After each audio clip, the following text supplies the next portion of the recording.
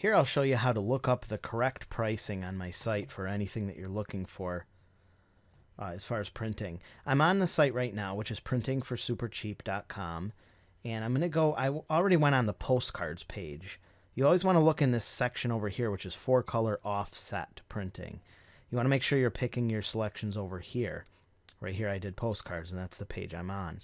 Problem is, if you go down further and you go into 4-color digital printing, that's actually going to cost more because that's printed on a digital press, which is more for lower quantities. But anything over like 250 or 500 pieces, you want to be looking at offset printing. Here we're going to pick our product, which is postcards. The size, I'm going to go with an EDDM size of 6.5 by 11. That's a really nice size. It's a big postcard. You want to make sure you're picking the right paper.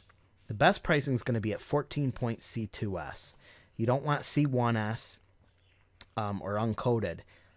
This means it's kind of a glossy paper. It doesn't soak up the ink, so the ink looks a lot better. And C2S stands for coated two sides. 14-point stock is a nice thick stock. You really don't want to use anything thinner than that for postcards or business cards. Make sure your color is 4-4. That means it's full color on the front, full color on the back.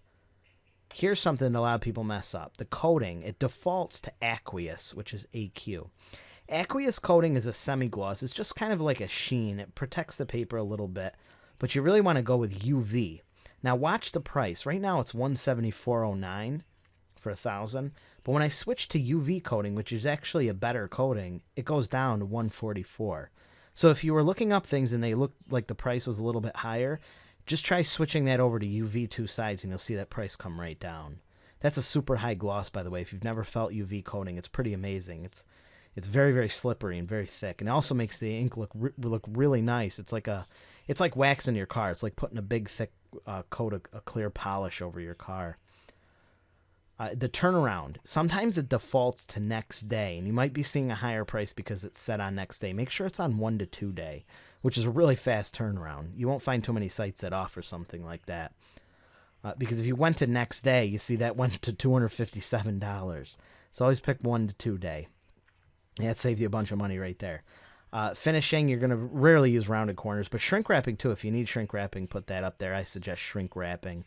It's great for EDDM. But you can see these differences. Like, say if we went to 5,000 at 344. You know, if you had this to next day and you had this to aqueous, you'd be looking at $565.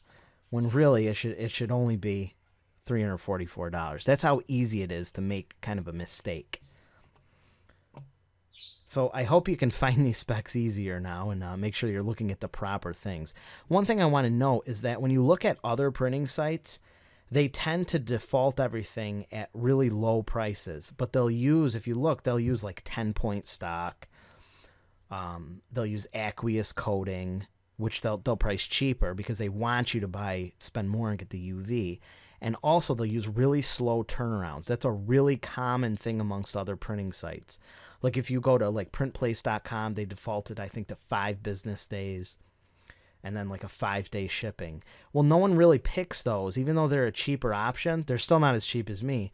But the turnaround takes so long that everyone's going to want to go with a faster turnaround. And when you look at things like when they're printed in 2 or 3 days and then shipped in 2 or 3 days, you know, it might be 30-40% more than the price that you originally looked at.